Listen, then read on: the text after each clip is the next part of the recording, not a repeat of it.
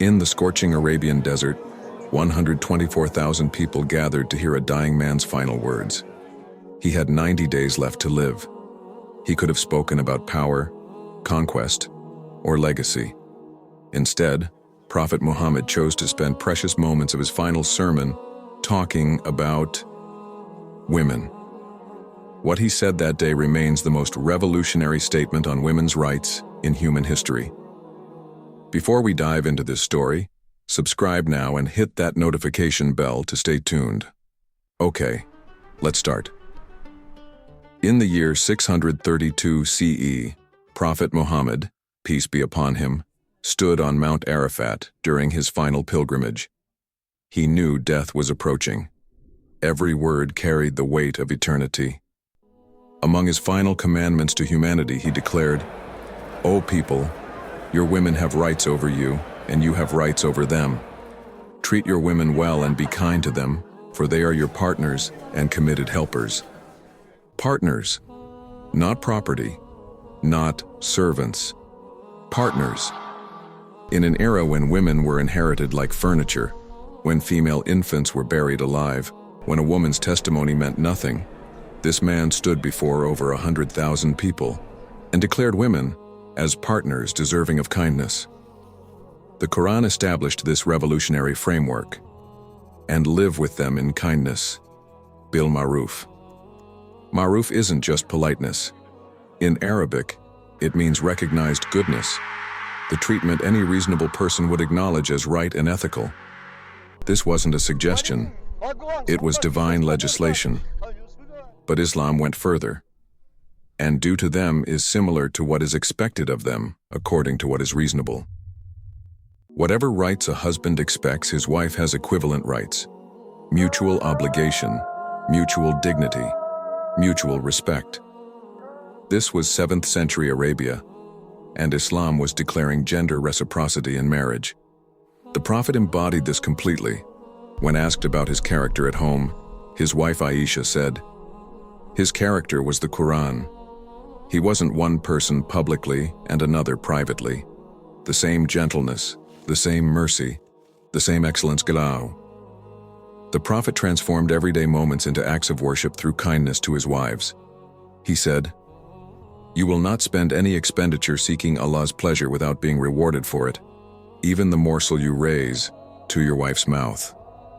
Feeding your wife with your own hand, rewarded by Allah." He would race with Aisha playfully.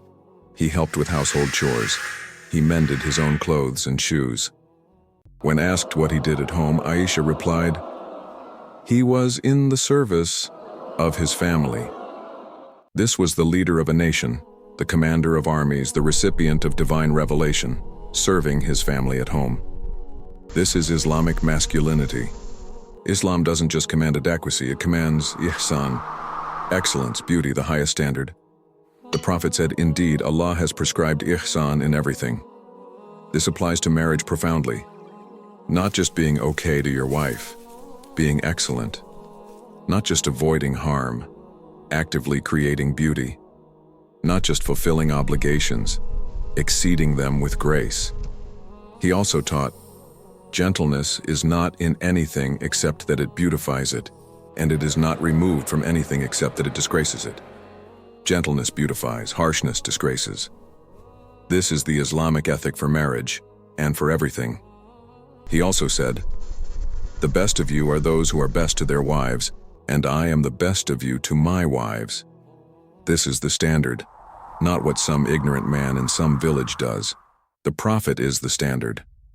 Islam didn't leave women's welfare to individual piety alone. It built legal protections into the system. Financial security. A woman's mahr, dowry, belongs entirely to her. Her husband cannot touch it. If she works, her earnings are hers alone. Meanwhile, the husband is legally obligated to provide for all household expenses, even if she's wealthier than him. Right to divorce. Women can initiate divorce through a clear process called khul. Marriage isn't a prison. If a woman is unhappy, she has a legal exit. Inheritance rights.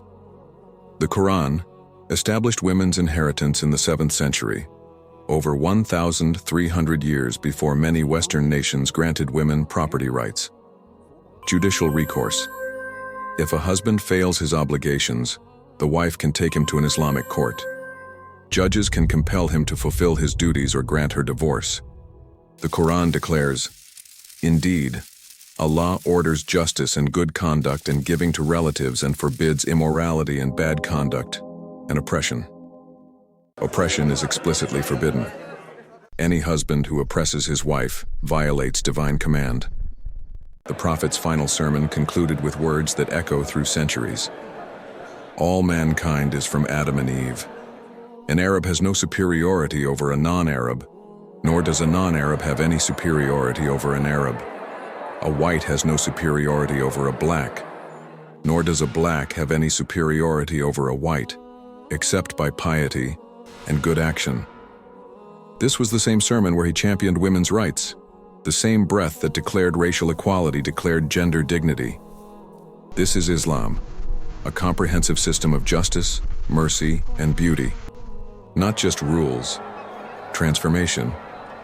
Not just obligations, elevation. When Prophet Muhammad stood on Arafat with 90 days left to live, he chose to speak about women. He could have discussed anything. He discussed them. Treat your women well and be kind to them, for they are your partners and committed helpers. 14 centuries later, societies are still trying to achieve what Islam declared in that single sentence, that women are partners deserving kindness, by divine command, protected by law, honored by example. That's not oppression. That's revolution. That's Islam.